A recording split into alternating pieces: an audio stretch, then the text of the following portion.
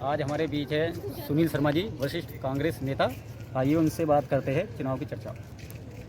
जी, अपना परिचय दीजिए। मेरा नाम सुनील शर्मा, प्रदेश महासचिव, उत्तर प्रदेश कांग्रेस कमेटी, किसान विभाग। जैसे गठबंधन हो गया है तो किस प्रकार से देख रहे हो अपनी पार्टी को? ये क्या क्या वादे रहेंगे आपके? ये गठबंधन जनता का गठबंधन है। आम आदमी party, Samajwadi party, Congress party, अन्य तमाम लोग जो इस सत्ता से परेशान हैं, जो हिटलर शाही से परेशान है, जो मोदी जी की गलत नीतियों से परेशान है, जो बेरोजगारी से परेशान है, जो महंगाई से परेशान है, जो हालात इस देश के हो गए हैं उनसे परेशान है, ये उन लोगों का गठबंधन है। ये गठबंधन बहुत बड़ी जीत तय करेगा। इस बार वेस्टर्न यूपी तो एक तरफा होने जा रहा है, परंतु मुझे ये उम्मीद है कि पूरे उत्तर प्रदेश में ऐतिहासिक जीत हो। जैसे इनका नारा है 400 पार, उस पर क्या कहना है आपका? 400 पार, वो डीजल का 400 पार कर रहे हैं। वो जो है जैसे 4 साल का इन्होंने वो किया सैनिकों के मामले में, इन चीज़ों के नारे पार कर रहे हैं ये लोग जनता के बीच नहीं है। यदि आपका 400 पार का नारा तो अपने घर क्यों नहीं बैठते?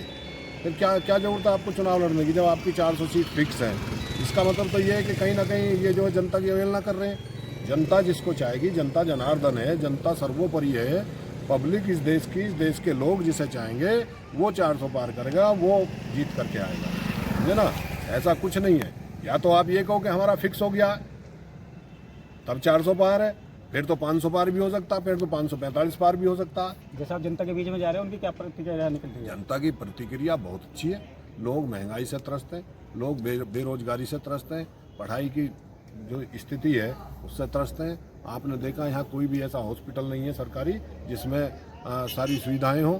सब लोग गन्ना भुगतान को लेकर के, मजदूरों की कॉलोनियों का, हमारे धामा जी हैं, तेजपाल पोसवाल जी यहाँ खड़े हुए हैं, ये बहुत बड़ा आंदोलन करने की सुनवाई कहीं नहीं है। पहले भी शत्रु संपत्ति के मामले में कितने लोगों को जो है यातनाएं झेलनी पड़ी, उनके घर तोड़ने जाने की स्थिति होगी। सब लोगों ने आंदोलन किया, 10,000 आदमी कलेक्ट्रेट उस पर तहसील पर जाकर के बैठा, तब जाकर प्रशासन झुका। इसी तरीके से मजदूरों का मामला, मोदीनगर में लगभग 1 लाख मजदूर हैं, सब मजदूर पीड़ित हैं। कोई ये बता दे कि इस मजदूर का ये भला इस सरकार ने किया है।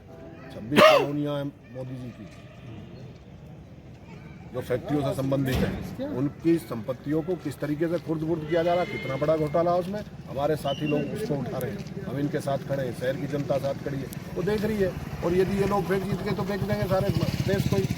जैसे जिस तरीके से इन्होंने शत्रु संपत्ति को बेचने का षड्यंत्र रचा, उसी तरीके से इन कॉलोनियों का रचने पहले किया भी है। ये तो यहाँ के जागरूक लोग हैं, ऐसा नहीं होने दे रहे, ये बचा हुआ है।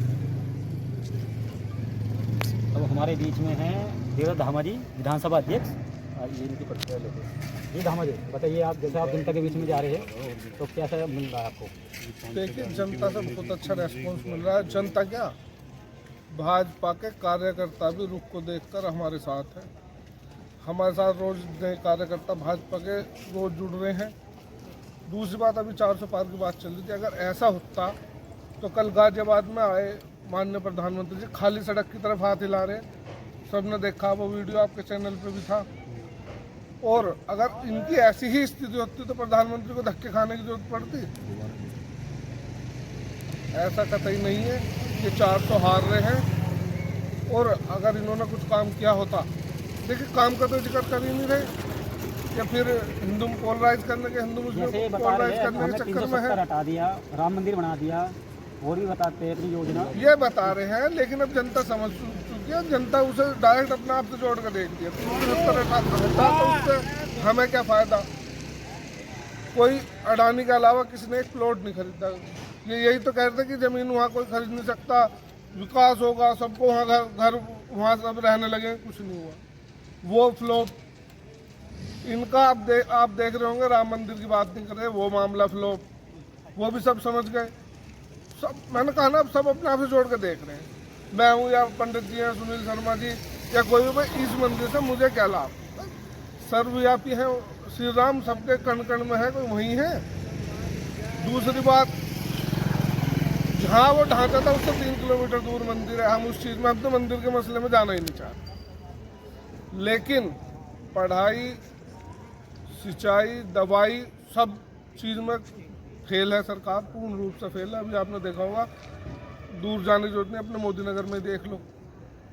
अगर जरा सी भी कोई गंभीर किसी को समस्या है तो आपको रेफर कर दिया जाएगा, है कोई व्यवस्था नहीं। सरकारी अस्पताल में ये भी हमने अभी लंबी लड़ाई लड़कर ये फैसिलिटी, स्पेशलिस्ट डॉक्टर और ये एक्सरे अल्ट्रासाउंड की व्यवस्था वो भी हमने लड़ाई लड़कर ये अब किया है। आपने देखा होगा पिछले 9 साल में 27 भर्तियों के पर्चे लीक हुए, ये भी वर्ल्ड रिकॉर्ड है। ऐसा कोई तबका नहीं रहा, ऐसा कोई आदमी नहीं रहा जिसने आवाज़ उठाई हो इन्होंने उस पर लठ ना फेरा। ये हिटलर और मुसोलिनी से भी आगे निकलने के चक्कर में है, लेकिन जो उनका हाल हुआ यही उनका हुआ। जैसे जैसे भारत की जनता स्वागत करती है वैसे ही अलविदा करती है। अब इनका विदाई का समय है। जय हिंद, जय भारत, जय श्री। अब हमारे बीच में है जनप्रतिनिधि पोसवाल जी, आइए इनसे पूछते हैं। जी पोसवाल जी बताइए, जैसे भाजपा है, गठबंधन है, तो आपका क्या विचार है? पहले तो मैं आपके चैनल का धन्यवाद करना चाहता हूं कि आप बहुत हिम्मत कर रहे हैं और आप दौड़ दौड़ के लोगों की बाइट ले रहे हो। इससे एक आम जनता को बहुत बड़ा लाभ होगा। दूसरा, जो गठबंधन की सरकार है इस समय करीब इन्होंने 35-36 लोगों को इकट्ठा करके एक सरकार बना रखी है। इन्होंने कई गारंटी दी थी, मतलब उनमें से एक भी गारंटी पूरी नहीं हुई।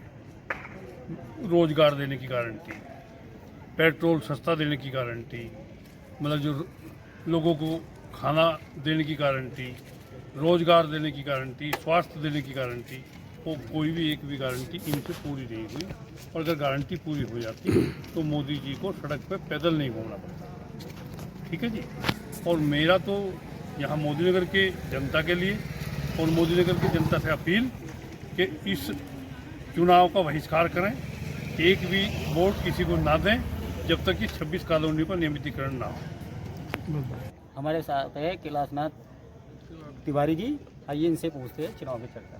बताइए आपको क्या इस टाइम जनता का रुख ये है कि इतनी परेशान है इस मौजूदा सरकार से, ठीक, कि जो फैसिलिटियां कांग्रेस के टाइम पे थी वो आज टोटल इन्होंने ख़त्म कर दिया है, कोई सा भी।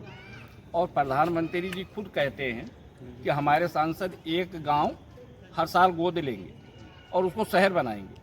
और आज तक प्रधानमंत्री के यहाँ मैंने 11 RTI डाला कि बताइए कितने गांव तुम्हारे सांसदों ने हमारे भारत में बनाया। एक भी कहीं बता दो कि किसी सांसद ने एक गांव जो है शहर बनाया। दूसरा, जो 60 साल के ऊपर आदमी थे वो ट्रेन में उनका 44% कांग्रेस ने कंसेशन किया हुआ था, ठीक।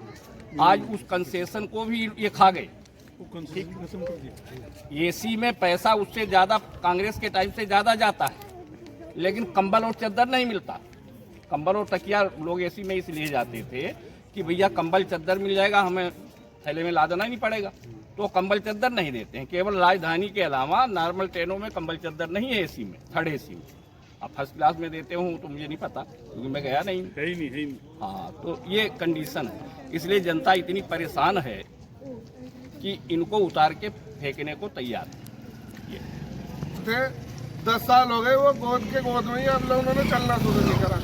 किसी गांव में कोई विकास नहीं, बहुत नहीं पड़े हैं। तो जनता सब समझ रही है। आप सब कुछ समझ आप रही भी है। घूम रहे हैं, माहौल बदला हुआ है। पश्चिम यूपी में सुपड़ा साफ है। ये जनता है, सब जानती। और इस बार इन्हें सबक सिखाएगी। जहाँ से आए इन्हें गुजरात में भेजी।